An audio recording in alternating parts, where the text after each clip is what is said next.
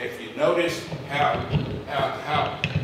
Paul would always say this, this and that, what he would say in the Corinthians. You see, but I'm just going to give you one that I know, the 11th chapter of Corinthians.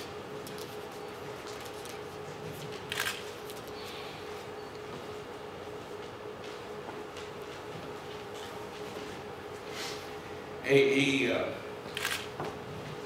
see.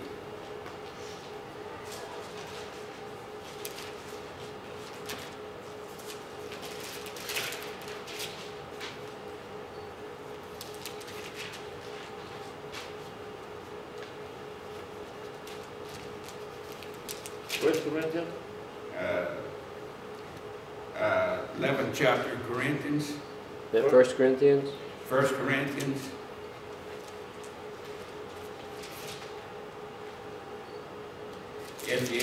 Who wants to read that?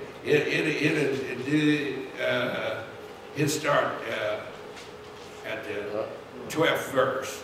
Who's going to read it? Yeah. For as the woman is of the man, even so is the man also by the woman, but all things of God. Judging yourselves, is it comely that a woman pray unto God uncovered? Okay. Does not even nature itself teach you that if a man have long hair, it is a shame unto him? Now he's stating established practice. He's talking about established practice here now. Okay, you follow me? He's talking about established practice or usage. Okay? But if a woman have long hair, Yeah. it is a glory to her, Yeah. for her hair is given her for a covering. He's talking about established practice, and the customary mode of procedure is that a woman or two, her customary mode of procedure is that women wear their hair long. In other words, women wear their hair uncut. Uncut is better than long because long is as long as God makes it. That's what long hair is, as long as God makes it. If you haven't cut your hair and it's that long, that's long hair because that's what God has given you. But if you cut it, it's a different story. And he's talking about the mode of procedure here. All right, read on. But if any man seem to be contentious, But if any man what? seem to be contentious, If any man seems to be contrary to established practice or the customary mode for procedure, if any man seems to be contentious, we have no such custom, neither the churches of God. Paul says the men of God have no such custom, and the church has no such custom. Contrary to that. It's not there. The established thing is that nature teaches that if a man have long hair, it's a shame unto him. The established procedure teaches that if a woman has long hair, it is a glory unto her. All of these has been established. And if somebody wants to argue about it, the church has no other custom. Neither do the apostles. It's nothing to argue about. Going back to say that this thing, the mystery of Christ is without controversy. Because protocol is established, and you cannot go out of the boundary of the protocols that was established beginning with the day of Pentecost for the New Testament church. Therefore, if anybody wants to argue about something, there are no such customs in the church of God, nor was it in the apostles. Yes. What I'd like to know, Elder, and I just can't get it together myself, I've been trying to put it together,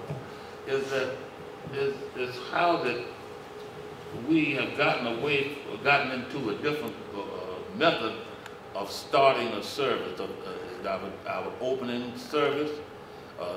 Some people started this way. We're talking about apostolic churches now. Yeah.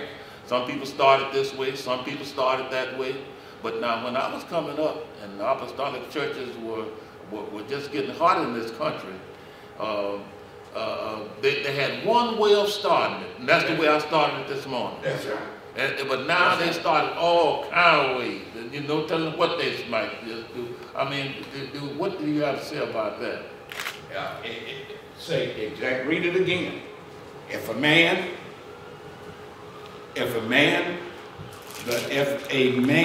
seems to be contentious, they say if he seems to be, you know, he's walking around kind of grouchy, he's walking around kind of like he's not really pleased. He ain't really saying nothing, he ain't coming down on nobody, but he's walking around really not pleased. If he just seems to be contentious, forget it, we still have no customs in the church. And that's what it is. No matter how they started and how they do things today, that's not an established custom.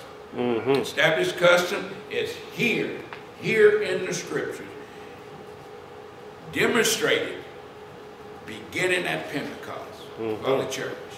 See? And yeah, they're starting things all kinds of ways today, doing things all different as a matter of convenience. But God don't care nothing about your convenience. Who are you? Who are you? Come on. To say you got to be convenient all the time. Who are you to say you got to be pleased all the time? Who are you to say it's easier for me to do it like that? Huh? Come on. Who are you? God. And God don't care nothing about that.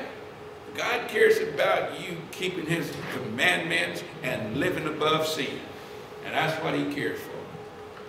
And that's another broken procedure and policy.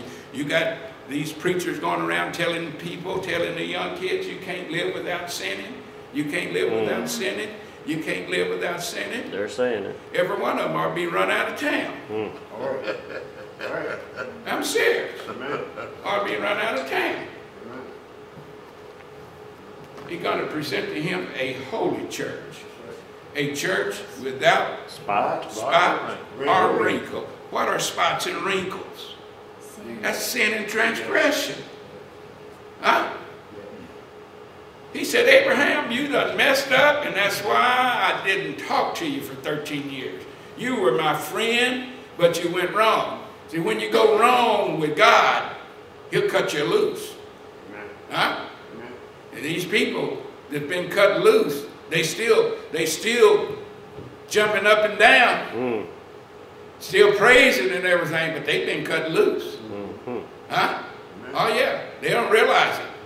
That's why it says, try these spirits, whether they be of God. Because there's a whole lot of spirits that make you jump up and down. That's right. There's a spirit when the teenagers just looked at Michael Jackson, they just, oh, and go ahead and faint, huh? Just like they've been slain in the spirit. Wrong spirit. Yes, sir. Yeah, try these spirits. And this is what's happened. God done cut them loose and they don't even know it, because another spirit just, anytime God walks out, another spirit will walk in. Sometimes more. And sometimes before. And that's why God walks out. And he's already there, done set up house, and you don't even realize the transition. You're still praising God and everything. And it's that other spirit that got you doing it. It's that spirit that won't let you live perfect. It's that spirit that won't let you live without sin that got you doing it. Huh? Glory to God. And people are doing it. Apostolic preachers are doing that now. Huh? My God, when they